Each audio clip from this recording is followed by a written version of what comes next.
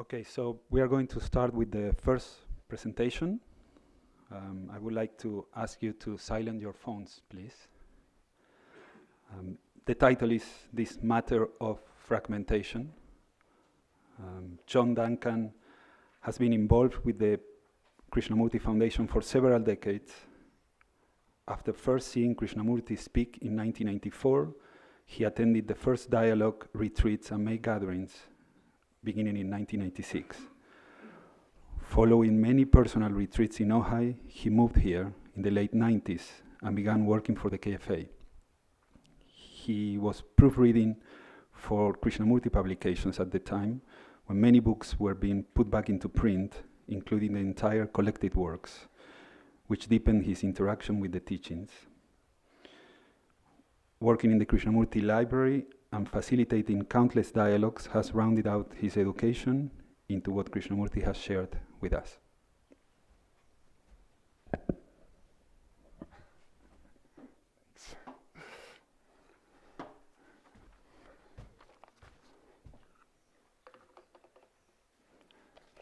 Hello, everybody. Can you hear me? Thank you, Francisco. Even though I wrote that, it's okay. Not my best writing either, as I listen to it. It's okay, though. As I was listening to Yap, I was telling him that 5 minutes that he had to talk about observer as the observed and time and all of that feels like it was a perfect introduction to what I have here in 10 pages, in an hour. So hopefully I'll do it well and it'll expand on those topics and others, and it will, be of some use to us all. So, that was a nice lead in. The future of humanity. I bristle. The future of, I've included the aliens, by the way, because if we are the world, we're the universe, so we have to include them. They're not aliens anymore.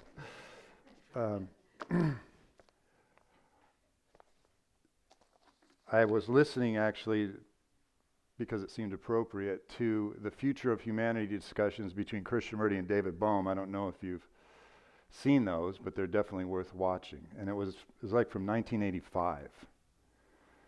So it was late, like the year or two before Krishnamurti passed away. But sort of a summation of their whole conversations.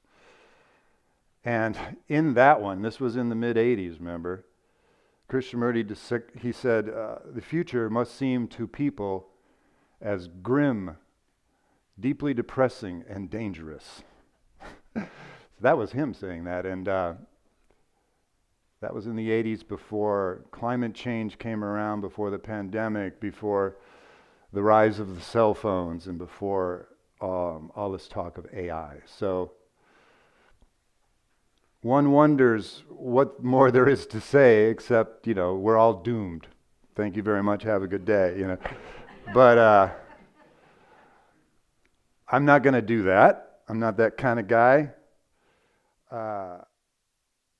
We could talk about I'm out. We could talk about a solution, about trying to control 8 billion people to get them all to behave well.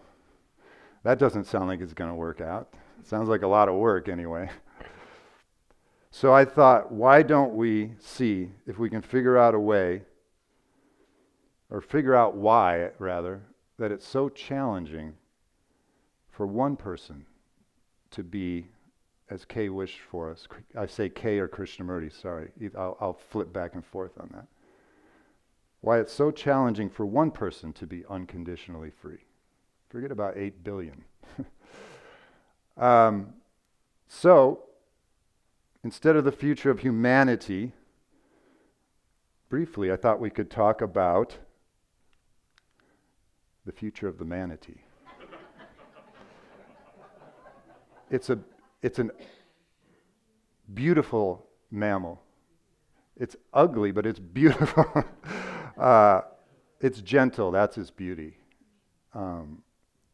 If there was a world of 8 billion manatees, we wouldn't be talking the way we're talking about the future now. The only problem is that they're doomed as well, because they have the same threat to their survival as we do, which is humans. So let me pivot again, but I wish the manatee well. I do have a natural affection for them. I want to tell a story I just made up. It's the story of just an ego and I'm a me. And they uncannily bear a striking resemblance to Raggedy Ann and Andy. I don't know why. That's more a matter of my incapacity on the internet or on the computer to do anything different. So anyway, here's the story. It's short. It's not the whole talk, don't worry. It's about the pandemic. I'm going to read it like I'm reading you a story. Not the recent pandemic, but the one that's been going on a long time. Seems like forever. Our story takes place in a hospital. It was a pandemic. All of humanity was affected. Most patients wound up in the hospital. Very sick, and there was a diagnosis. It wasn't a good one. There was nothing the patients could do. There was pre-existing conditions. Death appeared imminent. The doctor took his interns on his rounds and discussed his patients. The name of this patient, he said, is just an ego. His case is most common. He's a mere shadow of his former self. He used to regale in violence and debauchery and all kinds of bad behavior, but he's grown tired and sick. He said he's kind of over this life. He's kind of bored with it all. It's likely that he will slowly fall asleep until his heart stops beating completely. Unheralded, unknown even to himself, unenlightened. Now in the bed across the room, our next patient, I'm a me. She has some of the same symptoms as Justin. She has the same pre-existing condition. She appeared to be another pandemic victim. But an odd thing happened. Ima seems to have had a death experience, which is somewhat different than the near-death experiences you see on the YouTube. Her experience sounds a lot less like a fairy tale than those ones do. But anyway, she's back and she's not the same. It's a miracle. She is awakened and appears to be in fine condition. She's happy and wants to go home. I'm going to keep her here for further testing. Get some of her DNA. We need to get to the bottom of this. She's what we call an outlier. Most patients don't make it. The interesting part, he tells his interns, is that Justin and Ima shared the exact same pre-existing conditions. Look at their charts. Identical, says an intern. It says here that they were both born with the same handicaps. Both were born completely free of all conditioning, and on top of that, they were born with undivided consciousness. A madness that gives the patient the impression that they are one with the universe and experience elevated states of bliss. That's sad. Yeah, they were dealt a tough hand, the doctor said. It's no wonder they wound up in the hospital. Okay, so we pause the story here. Really, is that it? We started out fine. Most of us, like Justin, we just couldn't rise above the conditioning. The seemingly inevitable formation of a separate self that creates a divided consciousness with its conflict and suffering. We couldn't figure that out. It was too hard? Come on, we can do this. Because that's what happens, right? Fragmentation. We go from this, I am the universe, to this, I am the world, to this. Whatever that is. I am a bunch of lines. The close-up, you don't want that close. Until instead of being one with the universe, we are a party of one. I am here, and life is out there. And life, it's a bit of a jungle. Life is out to get me. I know it. I better get it first, and I better get it while I can. And this is how we end up. So, Justin or Ima? Which one are we? This is the moment where we actually get to choose. The shallow end or the deep end? The shallow end is warm. You can stand up, you can splash around a little, but that's it. The deep end is dark, it's a bit cold, and most people who dive in don't make it back up. Where do they go? Good question. So here we are, standing at the edge with our toe in the water, deciding what to do, and the lucky ones get pushed in. There is an old adage, I think it's from Asia, regarding self-realization. It said, best to not get on the path of self-realization, because once you do, you can never get off. It's an all or nothing proposition, a taste of freedom, and you can't go back. You can't fake it anymore. So, where do we go from here? Let's say we do accept that challenge. We're all in, okay? All I need to know now is, what is the challenge? Do we know what the challenge even is? No big deal, you tell me. The challenge is to meet death square in the face. It's a psychological death, not a physical death, but it will feel the same as it approaches. You'll essentially feel like a tiger is creeping up behind you, and you can't move. You have to allow it to pounce on you and consume you. That's it. That's a hard no, thank you. You lost me at meeting death and completely not up for the tiger thing. So here we are at that recurring moment. We're here all the time whether we know it or not at that moment. We can buffet against it or we can learn with it. Those are our two conditions. And that's why the warning of why best to not get started in this. But we don't really have any options at that point. What do? Return to the pandemic? So here we are. So let's go back to Justin and Ima and their pre-existing conditions. They were born free with undivided consciousness. Does it seem a bold statement to say that we were born free? Actually, I was talking to somebody yesterday who said it was a bold statement, who thought they knew very clearly that we are not born free. We're born with a mutated brain that is not free, and that's kind of what Michael was talking about yesterday. I don't ascribe to that myself, but I ascribe to freedom as our birthright, our natural state. Does it seem fanciful when Kay says freedom is not at the end, freedom is at the very first step?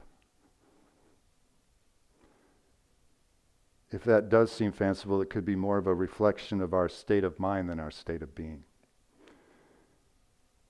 Now you may have heard this old Sanskrit teaching. 3 words that describe life very simply and very wholly. Sat Chidananda. Have you heard this one? Yes. For those of you who haven't, Sat, translated into English, means being. The nature of this reality is being. Chit means consciousness or conscious awareness. The nature of this reality is being. The nature of this being is conscious awareness. Ananda means bliss. So the nature of this reality is being. The nature of this being is consciousness, conscious awareness, and the nature of the conscious awareness is bliss. That sounds nice.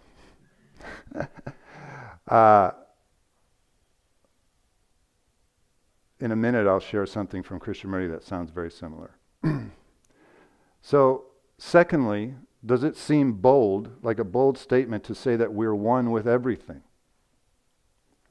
I know I just threw that out there originally, and now I'm checking in with it. That consciousness is undivided. that we share life, the energy that is alive with everyone and everything. Like electricity coming out of a wall. It'll power a speaker, a light, a computer, a microphone, an electric tea kettle, a toothbrush, electric toothbrush, everything. It's all this different stuff, but it's the same energy going through it. Similarly, life force energy, depending on the genetic code, that same energy goes up us, and whatever the genetic coding is, that's what you get. You get a tree, a gopher, an insect, a human being, a rock, a wombat. I like to say wombat. And on top of that, it's not limited to being bundled in forms. This energy is all in and around us. That's all there is. That the energy going up a tree is the same exact energy going up my spine. I have a quote from Krishnamurti here that will kind of exemplify that. This is actually from Krishnamurti calendar, if you happen to have that. It was April. From Think on These Things, where he's usually talking to younger folks. But go and sit quietly under the same tree every day, and you will soon begin to be aware that everything around you is living. But to see all this and feel the joy of it, you must have a real quietness inside of you. So, again, it's similar to Sat Chidananda in the fact that sitting quietly under the tree, being, you'll begin to be awareness, consciousness of the joy, Ananda. It's all the same teaching because it's all the same life. But it's beautiful.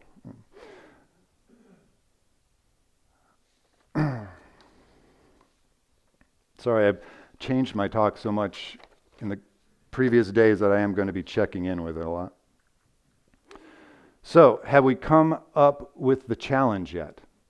Because somehow now, after all this talk of undividedness and freedom, natural birthright, the future of humanity doesn't seem so dark after all. Maybe this is a happy death we're talking about. And so you tell me, not so fast. There's a fly in the ointment. So, unfortunately, we have to take a step back to see where this all began, where the need for realization began. The moment where our birthright and our natural state was seemingly snuffed out. The ego, the me. How did it get here? Is it just a dream? Is it real? We gave the body a name, an identity, a passport. We supported it, and something inside took over. It moved in and it won't leave. It's a squatter, paying loud music and won't do the dishes, doesn't pay rent, and won't heed the eviction notice. And the kicker is this, it's not even real. Now I'm going to let Krishnamurti and David Bohm and David Schoenberg in 1 minute kind of go into this a little bit. And here's where my thought and was thinking. It was producing thought, independent of thought.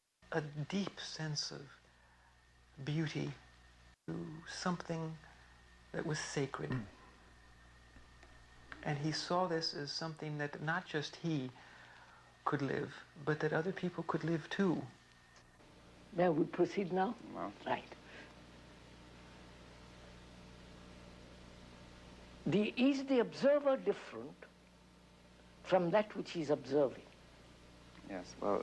that is the that's real the question. Yes, well, you could say that's the root of the power of the image. Yes, yes.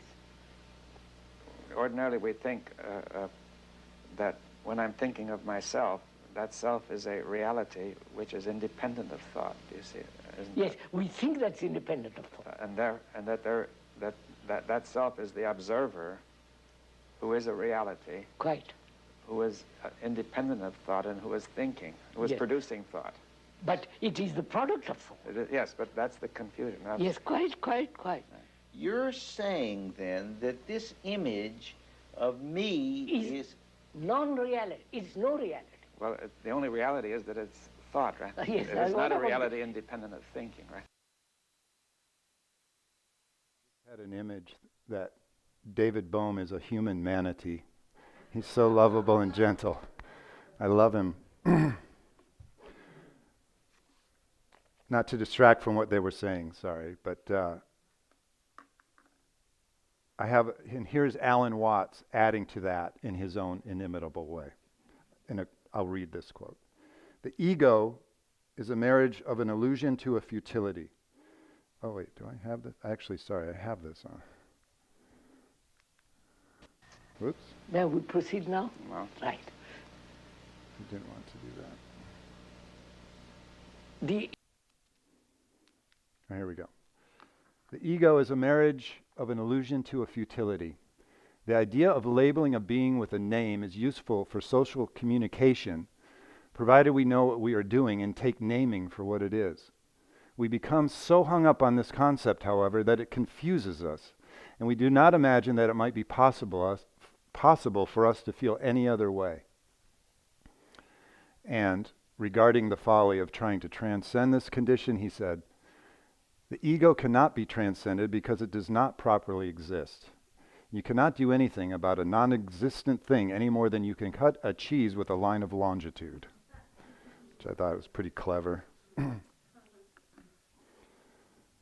So apparently we've kind of mucked it up, the Satchitananda thing. Because freedom is at hand and we claim to not be free, and we are one and yet we are divided. So we are away from the herd, so to speak. We're lonely. We're threatened, vulnerable. I am here again, and everyone else is out there, and I am lonely. How do we get back? Oh yeah, meeting death, never mind. How come something is real, that isn't real, has to die? How come something that isn't real has to die? As David Schoenberg started to say, so you're saying then, and then he was interrupted, yes, we were saying that the me is not real, that this entity named John, the me, is not something we were born with. It's not something organic like facial hair that develops. It's created by us, an identity crafted through a conglomeration of memories. After we're born, it's wrapped around the name, and it's sustained by nothing but us. It's not like a heartbeat or lungs breathing. Those things we call involuntary. This is voluntary, as much as it seems automatic. It's completely voluntary. We create it, we sustain it, which takes effort. It wouldn't be there otherwise. So we're defending it. Were it that simple to just understand it intellectually, we wouldn't be here.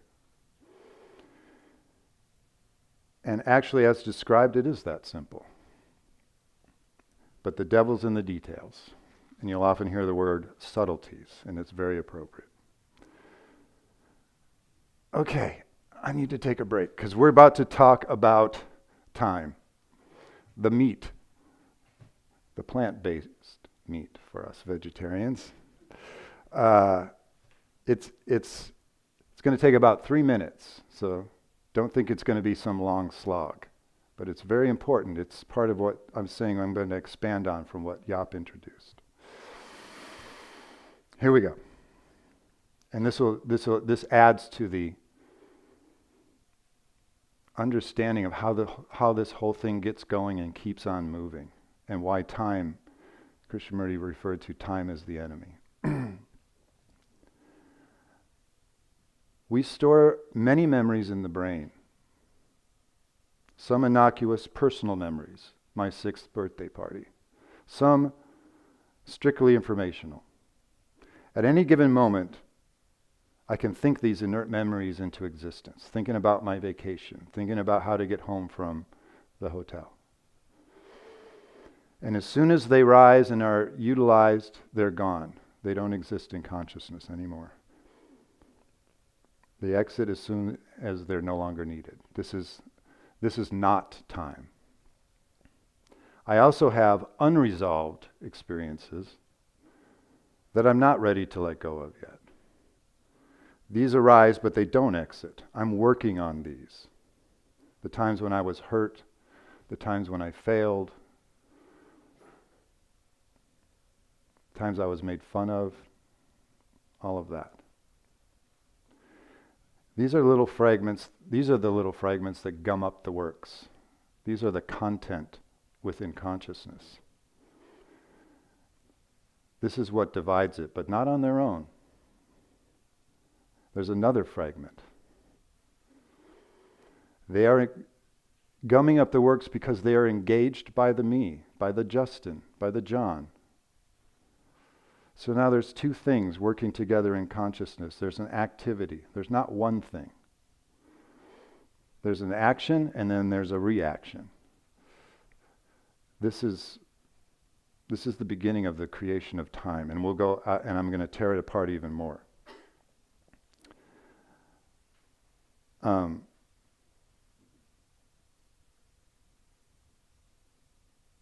It was referred to by Kay and Alan Naudet as the boss fragment. And it itself is only made up of inert memories, activated, brought into the present.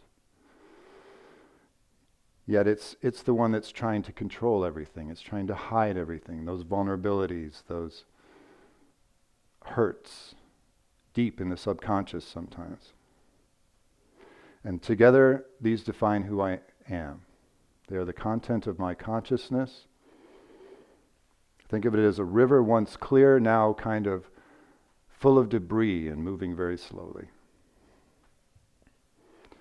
So this constant wearying effort, our consciousness, much of its subconsciousness, is filled with this stuff, thinking me into existence constantly, because otherwise it's not there, as I said. It has no permanence. The fragment that calls itself John is trying to control it all. The unresolved experiences are fearful. He's afraid of exposure. He's herding cats all day long, while also living his life in the present, with all of its demands. This is a definition of the past in the present. Normally we think of time as linear. The past moves and becomes the present, which moves and becomes the future. It's all, I can look back, I can look forward, but in this situation the past is in the present now. It's getting crowded. And as if I think I have that all figured out or handled, I'm also dealing with the future. My hopes and dreams, my fear of failure, envy of success, and if I look a little bit farther, our friend we've been talking about, death. His death, and remember psychologically he's not even real, but the fear is real. And the fear torments us loudly and silently. And this is the future in the present. So this is how we end up with the past in the present, and this is how we end up with the future in the present. It just got very, very crowded in here now. This is psychological time as thought. Time created by thought. Time is the enemy, as Kay said. Was that 3 minutes? Sorry. I get tied to the paper. You have to excuse me. Although I did think, if I memorized it, well, how do you memorize 10 pages? I'd be performing it. This way I'm at least connecting through actually reading it with you, you know. I'm not an actor up here going, that's my excuse anyway. So, now what about that fly in the ointment? We haven't talked about that, and this is the next section. I call this section Dying to Live, or It's Not Your Fault, Will. Movie reference, anybody? And yes, it has to do with will, but not that will. Will is the body's survival mechanism. It is the instinctual general fighting on the front lines, fighting to keep us alive, sometimes retreating as if like when a tree's about to fall on us. Fight or flight mechanism. It's immediate, unquestioned action. And the defining mandate regarding all this is that will wants absolutely nothing to do with death. It resists.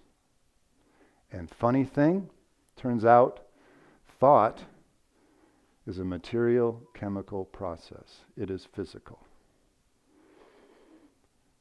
You'd think, since it wasn't there when we were born and we put it in there, that it might be dispatched by the body as some sort of pathogen, but it's not. Because at its essence, it is simply the movement of thought. It's not any different than any other movement of thought.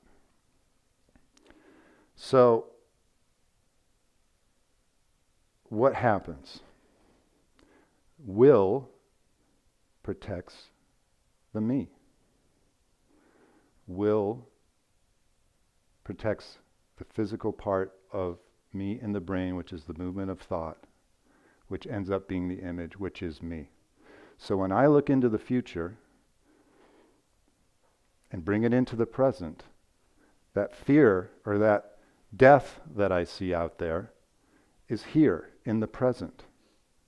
And will responds. Alarms go off. It's saying, run, fight, do something, act. But yet there's nothing to respond to. Death is in the actual future.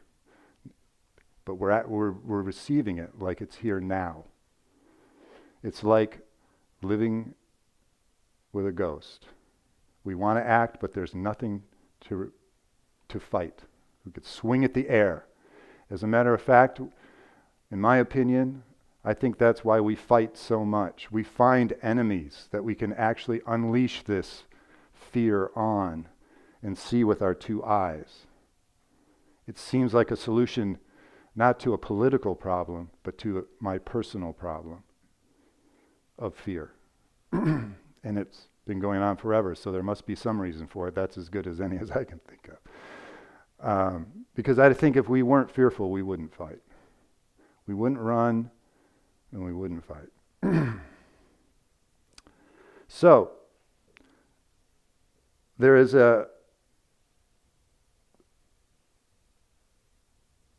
analogous story to this of Siddhartha Gautama, who became the Buddha, which I want to share a little bit of here and a little bit later. But the beginning part of that story is this. I'll call him Siddhartha. Some people call him Siddhartha, some people call him Gautama. I don't know which is the right way to say it, but I like the word Siddhartha because of the Hermann Hesse book. Siddhartha was a prince born to a local ruler in somewhere near Nepal. You may know the story, sorry if you do. And his father wanted him to follow in his footsteps and be a great ruler. And so he cloistered Siddhartha in the palace where they lived. He didn't let him outside the walls. He didn't know anything but pleasure. His consciousness was divided, but it was not in conflict. This is metaphorically speaking, okay? And, he had everything he wanted. He never saw anything of human suffering. And that's what his father wanted, because his father had some fortune tellers there who said, your son's either going to become a great ruler or a religious figure. So he didn't want him to become a religious figure. But curiosity got the best of Siddhartha, and he wandered outside the gates. And what did he see?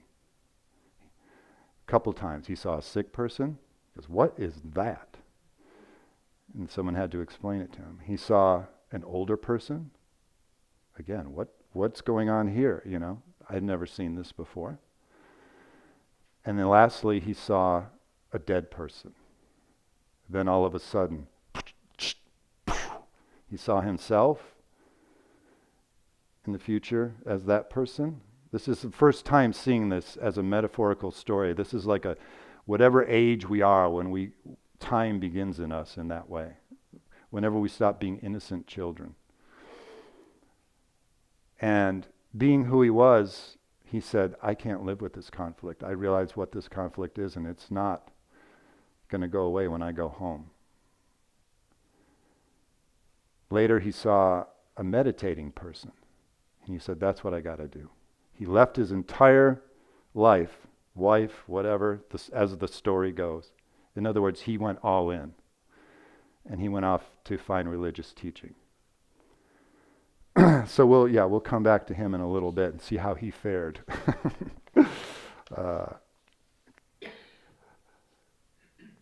Similarly, Krishnamurti had a great affection for the Buddha, so don't feel like I'm speaking out of turn here. Here's Krishnamurti on death. May I ask, is there such a thing as pure fear? Fear by itself? There's no absolute fear. Fear is always of something. Look at it carefully and you'll see. All fear, however unconscious, is the result of thought. All fear of the outer, the inner, is basically the fear of extinction. The fear of not being this or that, or just not existing. We know all existence is transitory, and yet we crave psychological permanence. And thus craving is the origin of fear. To be free from fear, we must explore to the very roots this idea of permanence. So my God, we can't get away from this death thing. What are we to do? We can't run from it. We can't fight it. The will won't shut up. We're receiving this alarm 24/7 in the midst of our relationships, our work, our sleep. Fear may drive us to an emotional breakdown. So too the loneliness of fragmentation. We compare how lonely we must be compared to other people, even though they're going through exactly the same thing we are. We seek distraction. Western civilization has bet the farm on this. We sell you distraction night and day. We'll sell you something to make you sleep without dreaming. We'll sell you something to stay awake and be occupied. Entertainment, fame, fortune, you name it. You know all the stuff. Sex, as well as violence. Heroes within violence. Wars. Whatever gets you through the night. Forget about meeting it. This is the other way. Whatever smothers that alarm for a little while is acceptable. Brief respite, vacation, you name it. But is there a way out? That was our question again. Is there a way out of the fear of death? Wait. What do you make of death? Sound? So that is an immense question, you see. And what do you make of death? So that is an immense question, you see. Again, you see, we have made life into a hideous thing, living. Life has become a battle, which is an obvious fact. Constant fight. And we have divorced that living from death. We separate death as something horrible, something to be frightened about. And we say, and to us this living, which is misery, is we accept. If we didn't accept this existence as misery, then life and death are the same movement.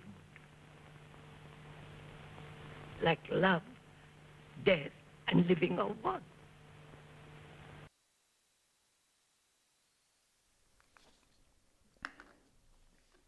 Death again. Continuing, like I said I was going to do, with a bit of that story of the Siddhartha, because it is still a perfect metaphor for all of this. He did go off and find his religious teachers, and he had great experiences, but they didn't satisfy him. So he went hardcore. He went into the forest with the ascetics and all the great deprivations, sleeping on nails. One book I read said that he ate and drank his own excrements, but mostly fasted, to the point where he almost died. He was left by the road for dead sometimes. And interestingly, there's many of these statues around. I don't know if you've seen them. They're sort of glorifying his ascetic period there. And to me, it almost is a little bit inappropriate, because that's not what gave him any awakening. The only thing he learned here was that he was still trying to secure his own the survival of the me. The me was in control, trying to simulate death of the physical body to conquer it. And then the me would be all powerful and all secure. And he sat, and maybe when he almost died, I don't know when exactly he had this insight, but he realized, I am actually part of the problem in doing this. I am maintaining fragmentation, which is not getting rid of insecurity and fear of death. What's trying to fix the problem is actually the problem. He learned that there is no psychological security. There is no security in the future. So what did he do? He took food, he started to eat again, and he sat for however long. He observed. He basically went through a period of observation, choiceless awareness. He learned the subtleties we were talking about of the movement of the me. I get flustered when I look at that. And he didn't end up conquering death, he ended up meeting death. Death took its rightful place in the present. So instead of the past and the future in the present, life and death were in the present. After all, like Krishnamurti was just saying, life and death are the same movement. And he included the word love. And when he died, he awakened. Life and death are the same movement. A real death experience of a fake entity. So that's what we're talking about. Basically what I'm saying is his will did not respond to life taking over that spot where the me existed, which the will was defending. Death took that part over, and then there was no more resistance in the body. And we'll look at it and say, yeah, but he didn't really do anything. What am I just supposed to do? Sit here and wait for it to happen? And that's where we come back to subtleties. Waiting is seeking. Waiting is trying. It's wanting. Because we're already doing something. Before we even think about that, we're already doing something. The movement of thought is the one thing that's happening. And then on top of that, we add a layer of doing something about it, which is fragmentation and time. Because we think, I got to get rid of this. This is wrong. This is blah, blah, blah, all that stuff. And I'm wondering if this is the most important thing to understand beyond words and its greatest subtleties. I see myself doing it all the time. Subtle movement of the me to try to think it's getting away with having an insight or something. Okay, last section. I call this section the gifts. The gift, is this disturbing? Or inspiring, I don't know. It makes me want to cry. I'm sorry, I'm going to get all flustered here. The gift of our electric being coming out of the wall into a human genetic code is great. It is self-awareness. It's awareness of freedom, the bliss, the causeless joy. And we fill it up with noise, fretting about ourselves. And our gift of awareness turns into the tyranny of self-consciousness. And then from that shallow end, we try to fix it. The river is full of debris and we're trying to pull it out log by log, I guess. I don't know what the picture of that is. And this is where Krishnamurti helps us greatly. Because he taught at the deep end. He taught what it means to listen, to observe, outwardly and inwardly, even in the midst of thinking, noise, to listen with such precision to that original action. The one layer of doing that is taking place. This is the whole key. That is perceived, that is seen. It's seen clearly for what it is, for what is. Simply the action of the movement of thought. That's the one action that's actually going on. It's not a reaction. The reaction is the movement of time, slowed down to fit into the controller, to do his thing or her thing. The reaction is fear as a subjective experience. This is, again, the shallow end, which is the movement away from what is going on now. What is going on now is just a fact. There's no emotional component here. Even though as I say it, I'm getting all choked up. What is seen is a fact and nothing else. It's so much lighter. There's no conditions on it. It's not good or bad. It's not liked or disliked. It's not happy or sad. It is seeing. That seeing doesn't inspire reaction. That kind of seeing, or self-consciousness. It doesn't incite the will. When allowed to be one movement, this observation is insight. It is the unsmothering of awareness. It is the banishing of self-consciousness.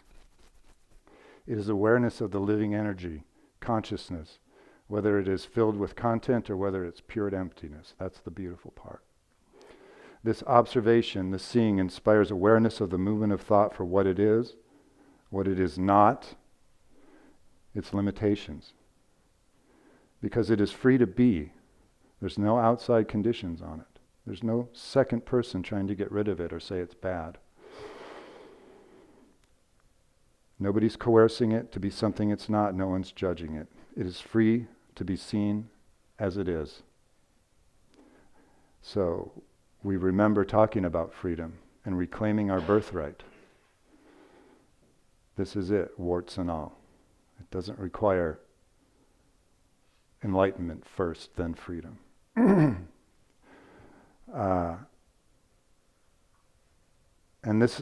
there's an even greater gift in this, is that in the same moment of seeing these limitations and seeing the movement of thought, it also inspires awareness of awareness itself, of intelligence, one of the many otherwise indefinable attributes of freedom. Because we're at a crossroads of perception. Observation has shifted dimensions from a self to a non-self experience. A self to a non-self consciousness. A direct experience rather than one rooted in time. And for that, I thank Krishnamurti. As he put it, when this kind of seeing occurs, it sees the false as the false, the fake me, And more elegantly, it sees the true in the false. That which sees. Awareness of what it is to be free. Freedom known to itself, which is the only way to know freedom. And the seeing, in this case, is the doing. It's not another layer.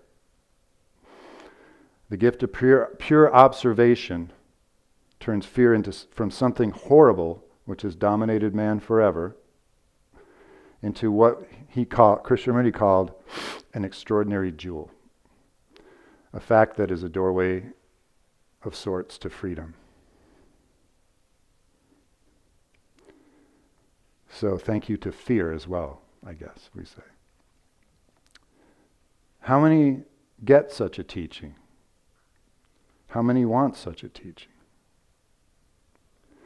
Interesting point here, one last thing about the Buddha. When he had his awakening and it was all kind of settling, one of the first things that came to his mind was this. He goes, this can't be taught. This is too subtle, it's too much, no one's going to want to do it. Can't be taught. And it's the exact same thing Krishnamurti teaches, by the way. I'm not trying to say that, I'm not trying to present a Buddhist perspective. This is observation, choiceless awareness we're talking about. As the story goes, at that time, like God, Brahma came down and said, please give it your best shot. Humanity needs this. Look at the future of humanity, it needs this. So he did. So, thank you to Krishnamurti, thank you to fear, and thank you to the Buddha. Krishnamurti actually has a three-part saying, which you may have heard in the recent years. I think it came out through Professor Krishna sharing it with us. And it's very Sat Chidananda-like.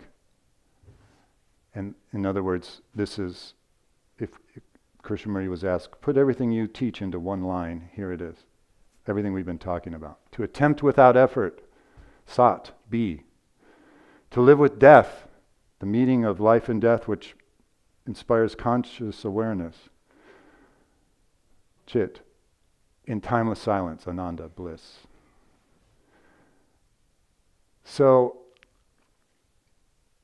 I don't know if that makes it easier, but still have to meet death, people. I'm sorry. Another thing, this about time, this moment has never existed in the history of mankind. It is living and dying every moment. There's no room for continuity. And the me is nothing but a continuity. It's a contradiction in that way, if that helps. This moment always knew it cannot be known. It cannot be taken shelter in. It cannot be in time. It doesn't have a past and it doesn't have a future. It's another dimension, but it's still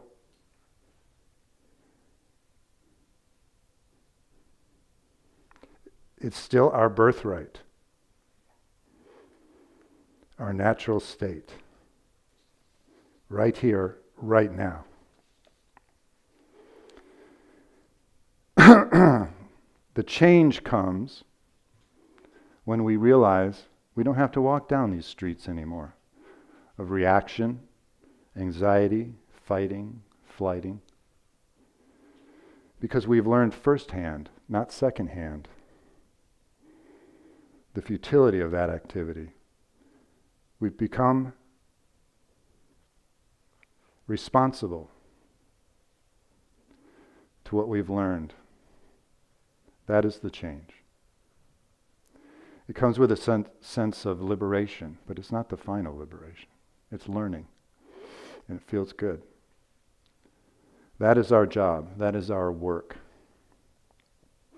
Our job is not to transmute. That happens on its own, like a butterfly in a chrysalis. I mean, can we imagine what it would be like if a caterpillar was put in charge of its own transformation? inside the thing, trying to put itself together as a butterfly. I don't think it would work. But to change, that we can do.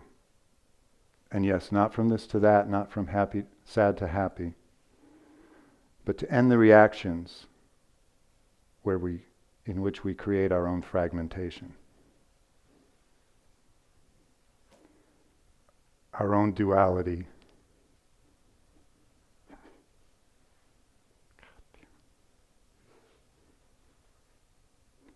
I guess I care about humankind. I don't know. It's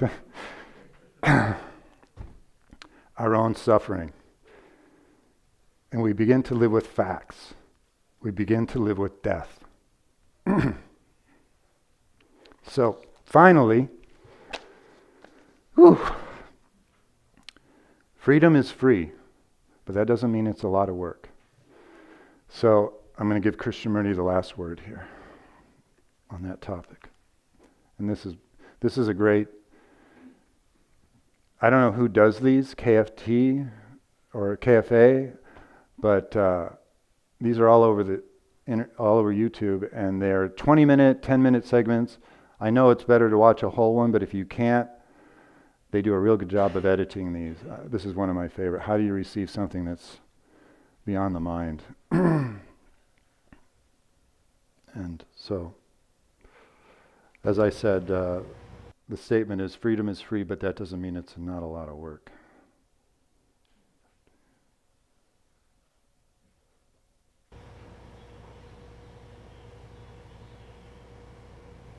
Has the mind come to this point?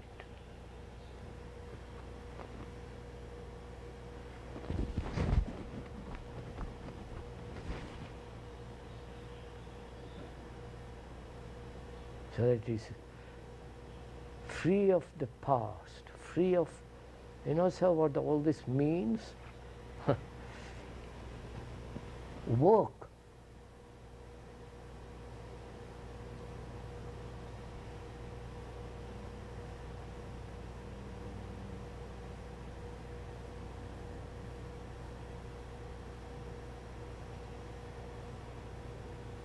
Not in order to receive that. Then you're back, it's a bargaining there.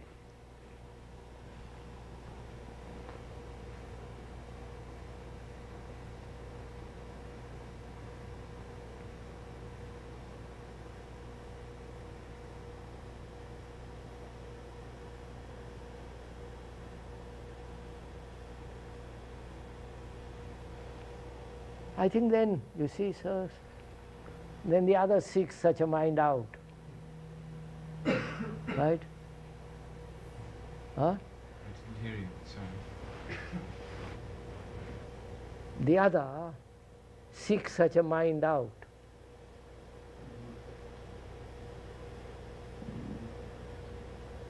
You don't have to run after God, God runs after you.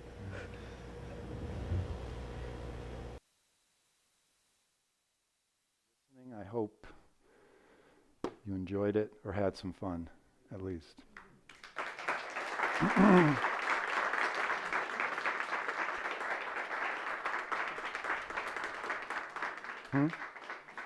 Oh, we're going to have a panel discussion where I'm going to talk like I know everything again. Oh, I sit here because I have my, yeah. Pardon? Oh, there's the water. I'll sit here because I already have my microphone.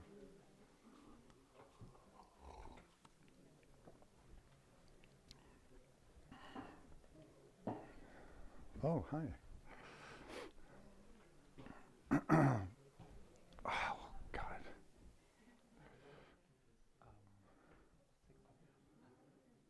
Are you going to be on the panel?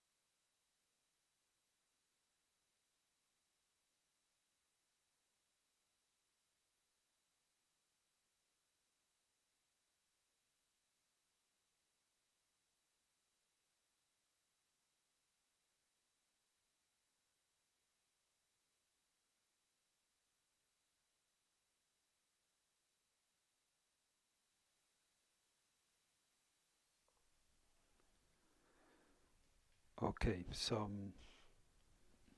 we are going to have a panel for a few minutes, and then probably we will take some questions from the audience and also some questions from the online audience on YouTube.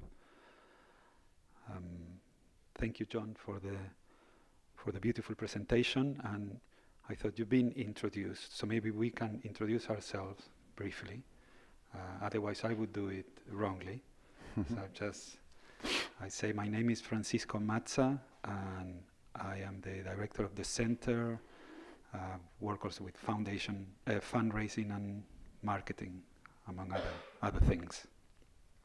I'm Nandini. I live in Los Angeles, and I'm also a member of KFI Kathak in India. You can't? Oh. Is that? Is that There you better? go. There you go. Okay, Yeah. thanks. So my name is Nandini, and I live in Los Angeles. I'm also a member of KFI, Krishnamurti Foundation India, Kathak. I do some dialogues here in KFA as well as in Kathak when I'm there. I think that's it. I'm Henry Fisher, and I'm on the KFA Board of Trustees, and used to work for the Krishnamurti Center. Yeah, I mean, one of the questions maybe that is obvious, but it would be good to start again, is what is fragmentation? This, the title is This Matter of Fragmentation, so what is it?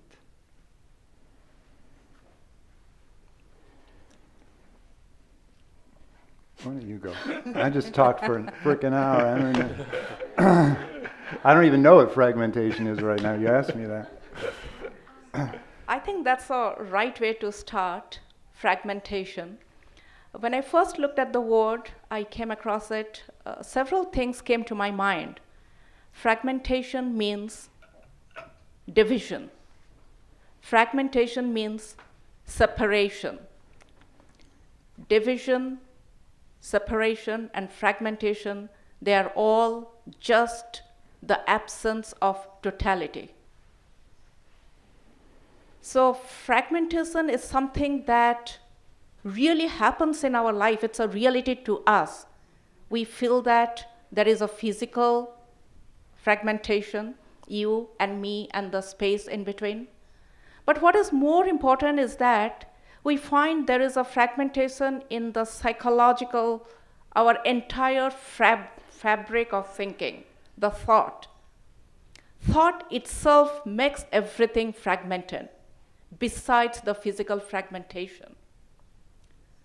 Now the question is that we have been conditioned to thinking that we are separate. I'm separate from him or her, from everybody else, psychologically. Internally, we are separate.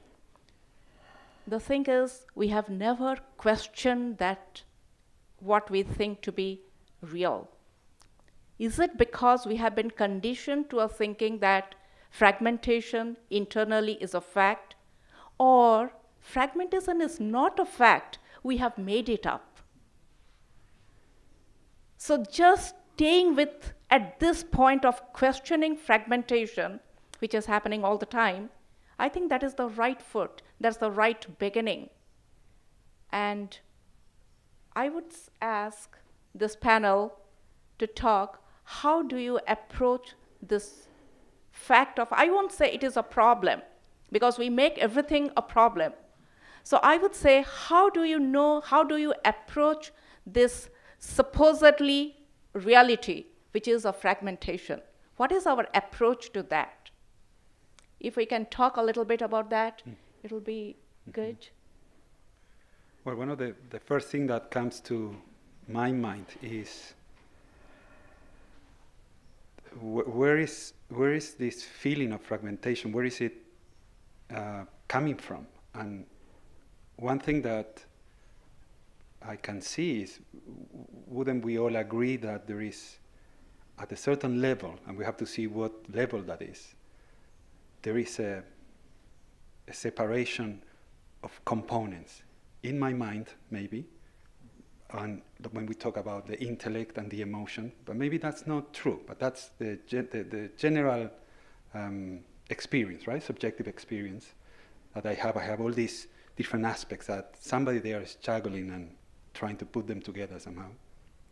And the other one, of course, externally, that's a different matter, but it does feel like my emotions are not Henry's emotions or your emotions. So therefore there is that also fragmentation, even to start from there. You know, I actually feel like I could be in fear when the person next to me is very happy and vice versa. So is that also a level of what we are talking about fragmentation, or is just only more what's happening internally? Right. I think I'm having an experience. I think I'm feeling something. I think I'm recognizing myself. And when I say that, it appears that there's someone who's reflecting upon or identifying certain thoughts, certain feelings, and it seemed like John in his talk was bringing up this movement of thought and did quite a good job of highlighting this movement of thought being observed in some way that was direct. And he also brought up this word will. So I'm wondering the distinction here in observing the movement of thought in a way that doesn't have that component of will, or is seeing that movement of will. So as the Satchitananda, as you were saying, of Krishnamurti at the end of your talk, that there's without effort, somehow this observation without effort, clearly this awareness of fragmentation seems to have something to do with becoming aware of this movement of thought. But yet, I as I'm constructed, cannot willfully engage in that. So I guess my question also for John or for the panel would be, what is that subtle difference between observing the movement of thought in the way that Krishnamurti's bringing it up, and our willful, our practices to look at the movement of thought so we don't react as much, or so we can change in some way, or so how do we see the whole of what's going on in relationship to the movement of thinking? And in that, does that allow us to look at fragmentation perhaps as something more whole, or yes? Mm-hmm. I want to reiterate what, am I still on? I want to reiterate what Nandini said about not making it a problem. Mm-hmm. And I kind of talked about it, I think. Learning the significance of that rather than just hearing it and trying not to make it a problem, of course. Because simply, I mean, obviously, if it's a problem, then I am going to try to work on my problem, which is myself. You know, what's trying to fix the problem is the problem thing. But it comes with a beauty of realizing the ego, the me, the movement of thought, the image, whatever you want to call it, is actually serving a function that it doesn't know it's serving. It's, you know, usually every movement is, I want to have a positive self-image, you know, I want to make this thing healthy, I want to protect it, and this and that. But really the job of the ego is to get in the way, the debris in the river, to get in the way and fail. Because in the way I see it, it gives awareness something to bump up against and give it form. Awareness is amorphous, it's unknown to itself.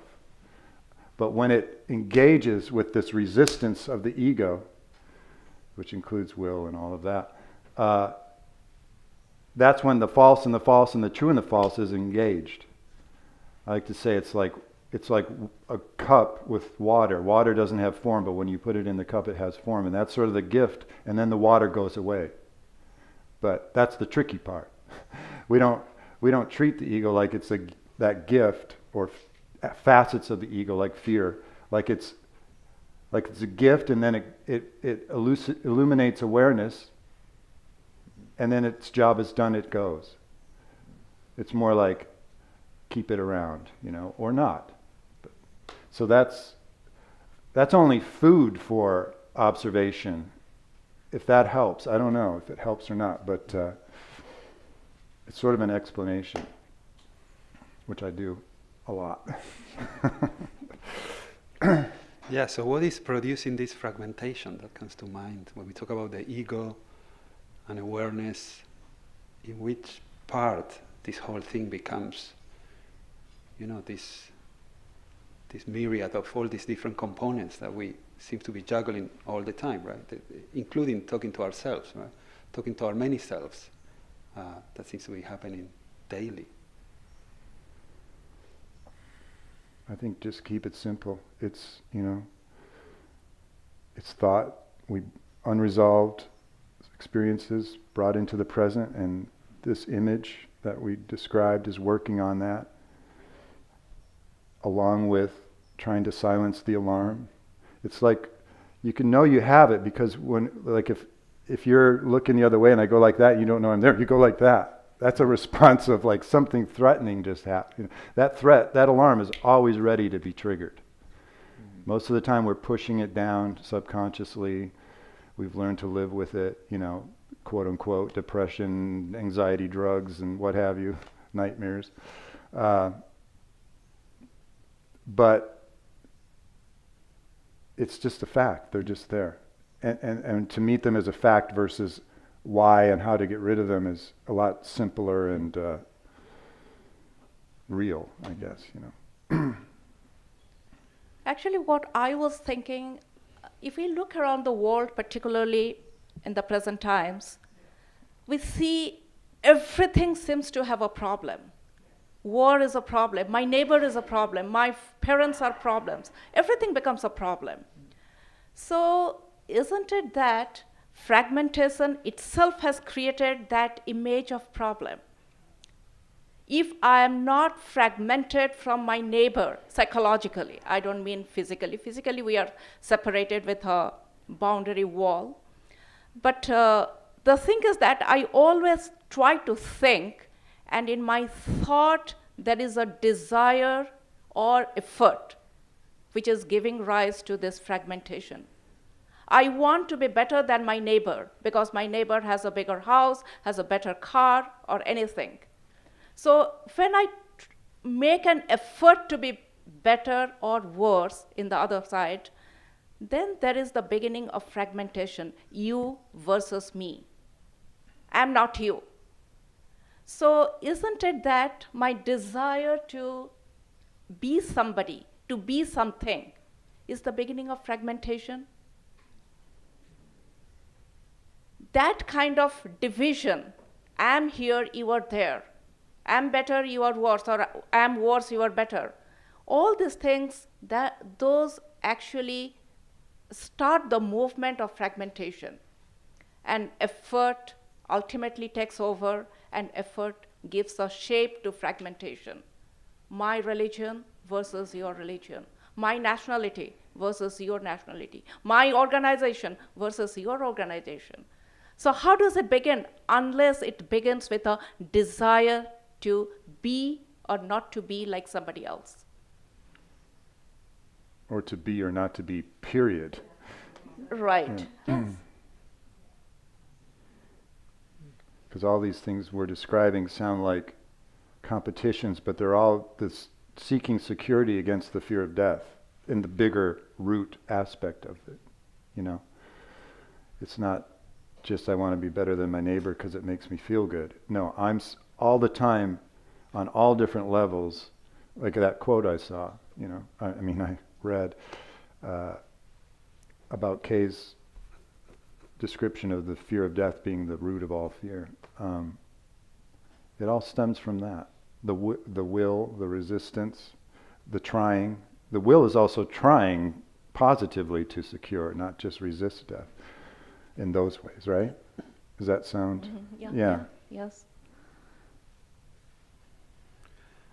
Yeah, I thought it was really good, that section of a video with Bohm and Scheinberg, because it's really in that short clip you can see something that's very radical that Krishnamurti keeps saying, which is radical in the sense of it's very different to how it feels in here, which is that I am a self, I am myself, and I am thinking.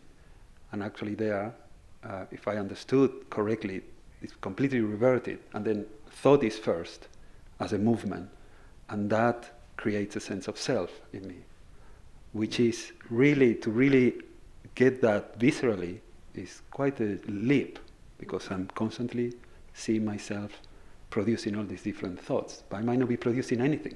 I've been produced by a movement that we call thought. Yeah, that was a beautiful piece where he said he thinks the me is producing thought, but it's a product of thought.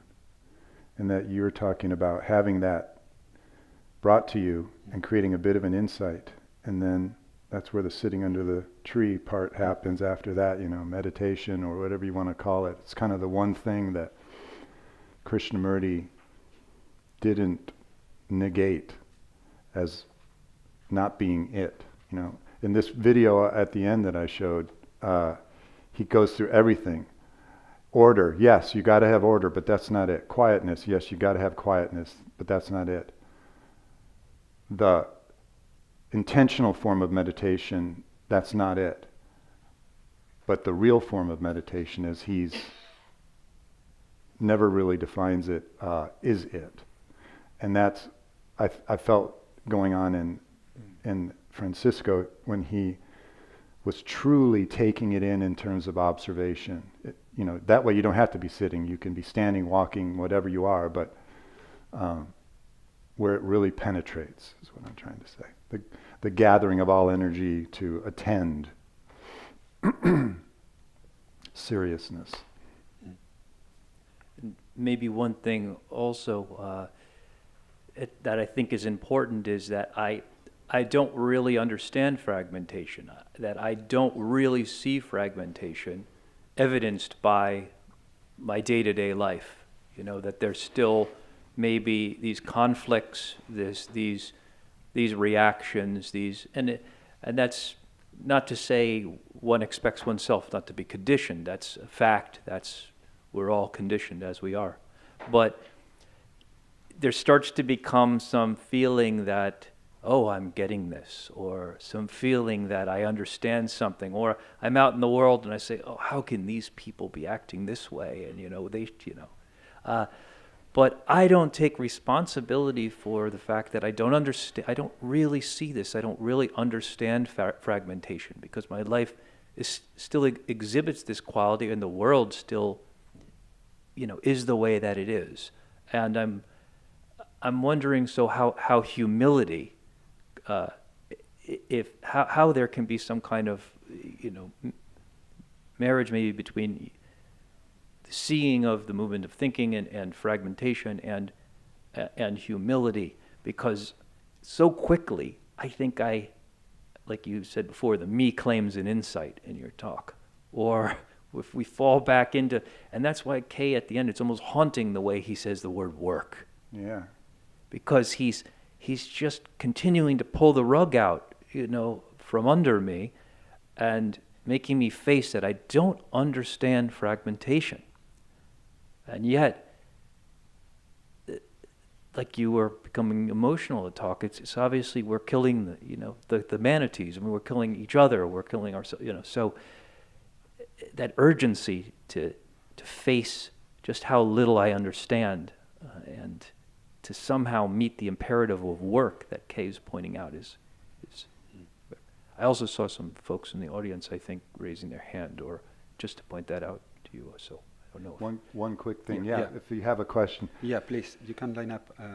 One of my favorite other teachers to read is Milarepa, the 100,000 Songs of Milarepa, who's a Tibetan Buddhist. But he said, a quote I have on my refrigerator actually, he goes, "Lazily I stretch, thrilled by the Dharma essence."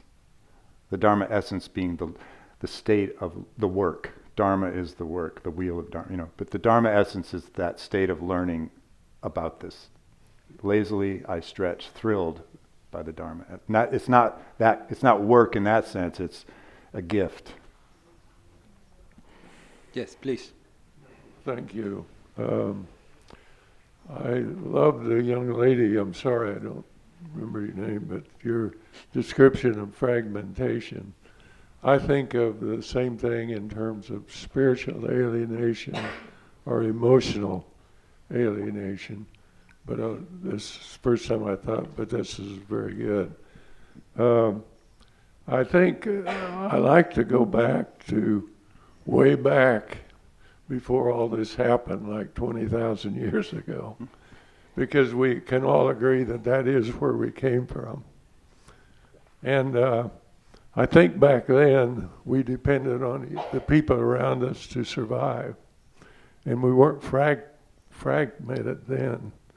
In fact, I think in that situation, we took care of our brothers and sisters as if they were us, because there wasn't much difference in terms of survival. Without them, we would have been nowhere, both materially and emotionally. Now, we tend on money and property to survive. And so, instead of loving each other, it's natural for us to love what we need to survive. So I said, instead of loving each other, now we love money and property. And we're competing with each other for a place on this planet. And I think that has a lot to do with the fragmentation. And you're talking there in your speech about what is the challenge. And in my mind, the challenge is to figure out how to trust our lives to each other's souls, like we did 20,000 years ago. And that is quite a challenge, I must agree. But to me, that is the challenge. Thank you. Thank you. We have some questions from the online audience. And maybe this one is a good one to start, because it's that sense of also pulling the rug under. Is it what does the panel is trying to achieve? What are we doing?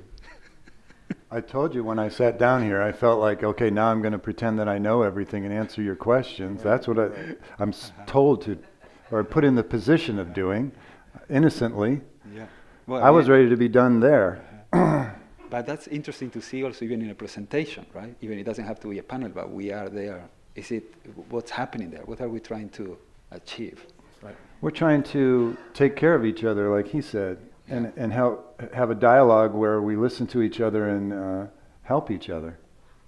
I would like to say that, like, if we are, I don't think we are trying to, as a panel members, we are trying to achieve anything, except that if we pose a question, if we ask a question, and that question really goes deep into any of us, that is the only thing that can be achieved, not by the panelist, but by anybody and everybody who listens. A question is actually the seed that becomes a tree. We never plant trees, but it is, we do plant trees, of course. It is like planting a seed, and the seed, if it is given the right kind of attention, it becomes a tree, it becomes a plant, it flowers and it fruits, everything happens. Also, there is a possibility that we have a seed of question, but not pay attention to it, so that it rots in the soil. So the question is not what the panelists are trying to achieve, but rather, what are we doing? Listening, reading, talking, in everything. What are we doing? If we genuinely ask that question, that perhaps would answer 1,000 questions that have not even been asked.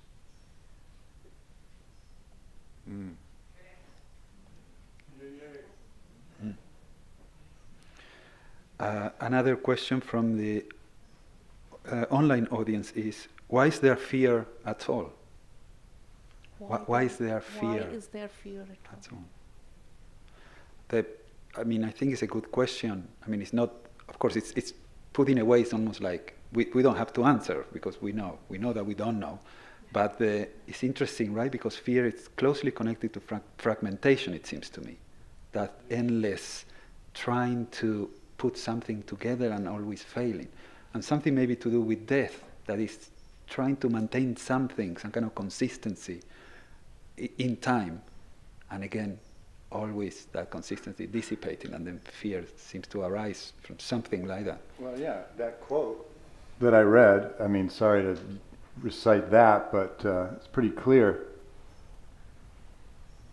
The fear of death is not the fear of death itself, it's the fear of me dying.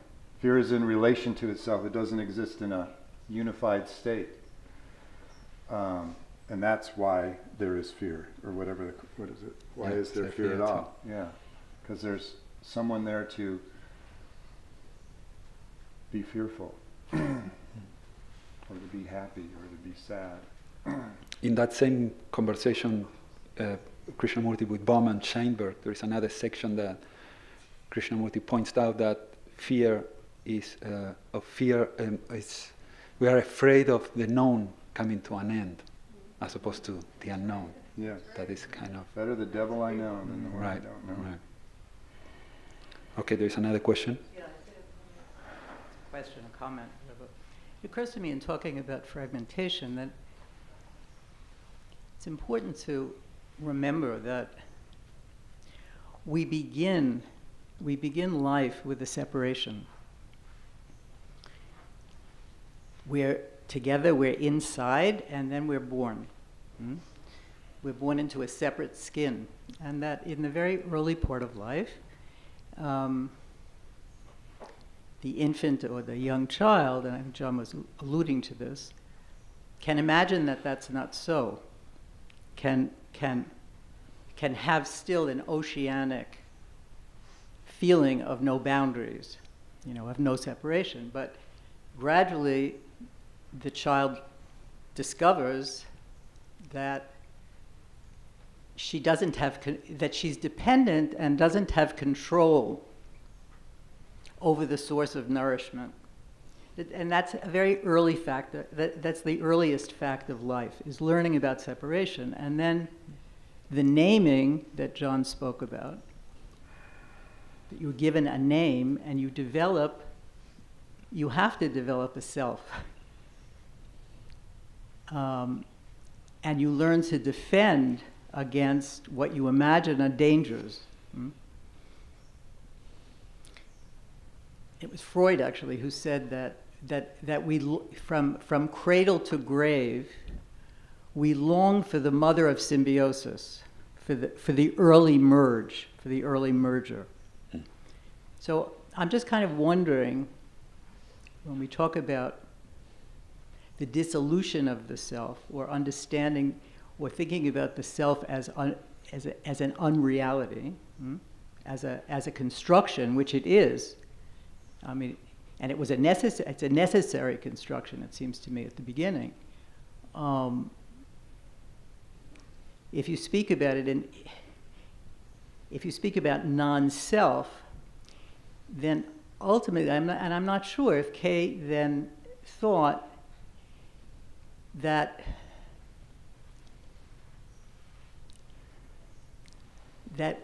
we then employ a concept of universal energy. That if you give up the notion of me, where are you? That you're floating in then a sense of connection because of a universal energy. That's all. It's not. I mean, it's also a question about how to put Kay's thinking together with that early fact of life, which is the fact of separation. Yeah. Thank you. Yeah, I mean, if I can say something, I think that's a great question. And to me, the way I can see that maybe that the subtlety maybe lies in, I wonder if the change in regards to the sense of self doesn't have to do with the sense of self fully disappearing, but maybe seeing it for what it is, which is maybe different than how it's presented to ourselves. And I have a 5-month-old baby, and I can see exactly what you were saying.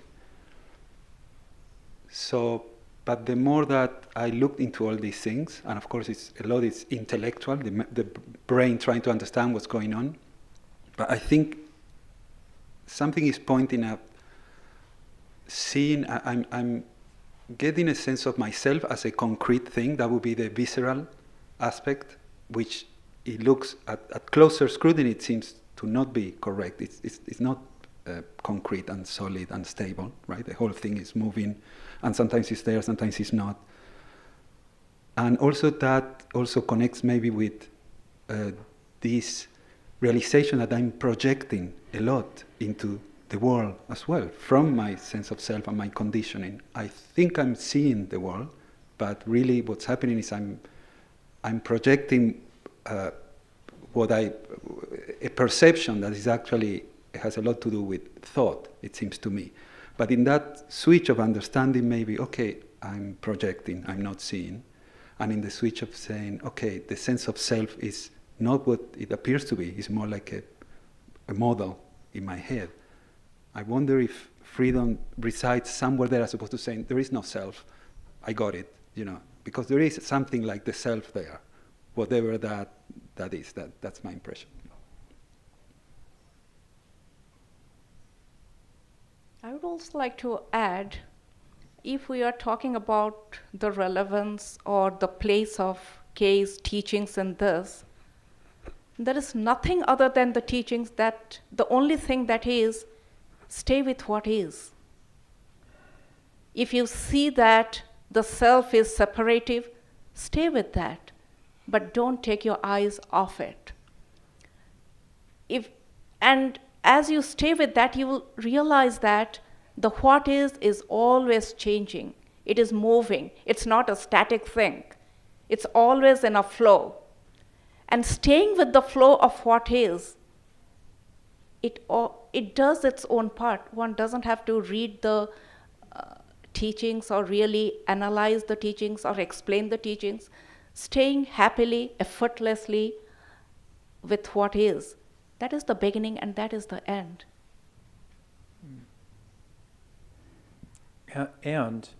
And with that, because I think that that's true, the opposite is also the case, that there has to be some awareness of this movement away from what is, which seems to in some way have that scent of fear about it, but that's part of it too, right? I mean, it's just that we certainly need to stay with what is. It's not somewhere else, it's not something else. But there's that trickiness about what I am may be the avoidance of what is, or the movement away from it, right? So this Kay is always talking about the whole, seeing the whole, and observation, pure observation, being choiceless, a whole, not looking in a particular direction. So that to me, I mean, the word for that comes to mind in some way is flowering, which gets back to what you were also saying, Nandini, that this is always changing. A flower doesn't stop, it's in a constant state of movement. So how to see in a way that is not in some way getting caught up in something fixed.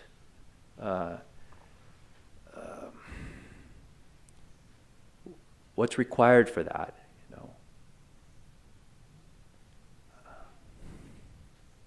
Even though there is no time, it is time. 12. Oh, there's no time. So, yeah. Okay. That's what I heard. There is no time. We're done. But we need to stop. Oh, is that it? Okay. Thank you. Thank you. Thank you.